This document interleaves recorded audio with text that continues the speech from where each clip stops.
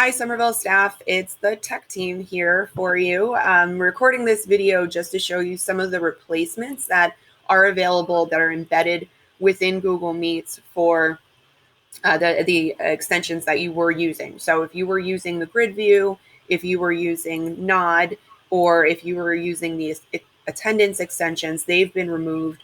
They had some performance issues and compatibility issues with Google Meets.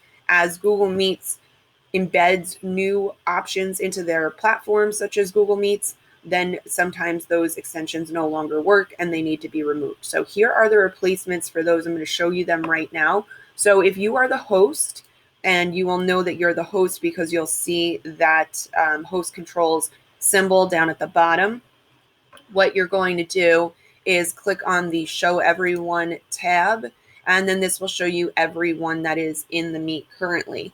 So one of the options that we have is down here at the bottom, you'll see the raise hand feature. So Corey and Joe are going to demonstrate raising their hands, and I'm going to show you how I, as the teacher, will get notified. So see, Corey has raised his hand. I know that Corey's hand is raised. Now Joe's hand is raised. So I can address them one at a time. And then either they can lower their hand or I can choose to lower their hand for them once I've asked that, or I've responded to their question.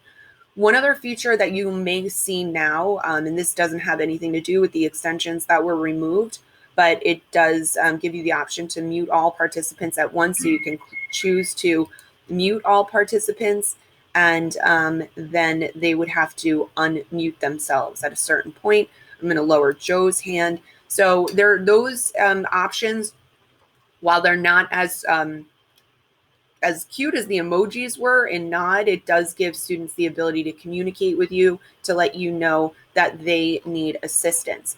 One of the other options we have here are to replace the grid view is the change layout option.